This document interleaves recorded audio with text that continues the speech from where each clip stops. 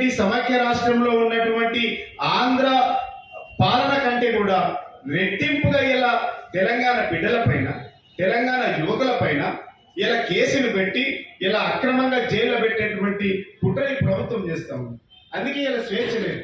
ఇలా మేముగా మా కౌన్సిలర్గా గెలిచినటువంటి అభ్యర్థులకు మేము సెక్యూరిటీ ఇచ్చుకొని ఇలా కౌంటింగ్ హాల్కి తీసుకోవాల్సినటువంటి దుస్థితి ఇలా ముఖ్యమంత్రిని మేము అడుగుతా ఉన్నాం. ఎక్కడ ఉంది నీ ప్రజాస్వామ్యం?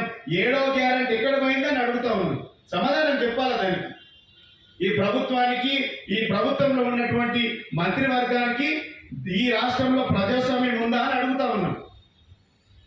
దాదాపుగా 500 మంది పోలీసులు ఉన్నారు. ఇలా కేవలం ఒక్క ఇస్నాపూర్ మున్సిపల్ చైర్మన్ ఎన్నిక కోసం ఈ జిల్లాలో ఉన్నటువంటి సైబరాబాదు, అదేవిధంగా మెదక్, సంగారెడ్డిలో ఉన్నటువంటి పోలీసు యంత్రాంగం అంతా కూడా కేవలం ఇస్నాపూర్ మున్సిపాలిటీ చుట్టూ ఉన్నది. ఇలా కనీసం మాకు 5 కిలోమీటర్ల దూరంలో మమ్మల్ని రాకుండా అడ్డుకున్నారు. ఇది 144 సెక్షన్ పెట్టుకున్నారు. ఎందుకు వచ్చింది? ప్రశాంతంగా ఉన్నటువంటి పటాన్చెరు నియోజకవర్గం అల్లకొల్లాలం ఎందుకైందని అడుగుతా ఉన్నాం ముఖ్యమంత్రిని. ఈ అల్లకొల్లాలం చేయడంలో నీ భాగం లేదా? ఈ గొడవలు సృష్టించడంలో ముఖ్యమంత్రి భాగం లేదా? రేమ్ నరేందర్ రెడ్డి భాగం లేదా? ఇలా మీ భాగం ఉంది కదా. ఎవరి కోసం, ఎవరి ప్రయోజనాల కోసం మీరు చేస్తూ ఉన్నారు. ఇలా ముఖ్యమంత్రికి అభివృద్ధి మీద లేదు దృష్టి, భూముల మీద ఉన్నది, విలువైన భూముల మీద ఉన్నది.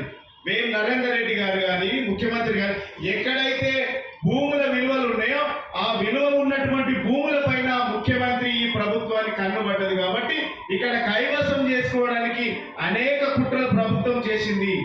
అయినా ప్రజల పక్షాన ఉన్నటువంటి బీఆర్ఎస్ పట్టం కట్టింది. మీకు మాకున్నటువంటి తేడా, అవినీతితో రాజ్యమెళ్తున్నటువంటి ప్రభుత్వం ఏది? ఆత్మగౌరవంతో ప్రజల సంక్షేమం కోసమే పుట్టినటువంటి పార్టీ మాది. కాబట్టి తెలంగాణ ఆత్మగౌరవానికి ఇలా ఈ రాష్ట్రంలో జరుగుతున్నటువంటి అవినీతికి మధ్య జరిగినటువంటి పోరులో ఇలా బీఆర్ఎస్ పార్టీకి అపారమైనటువంటి మెజారిటీ ఇచ్చి పట్టం కట్టినటువంటి మా క్యాడర్కు, మా లీడర్కు, మా ఓటర్కు శిరస్సు వంచి మేము ఉద్యమాన్ని తెలియజేస్తున్నాం.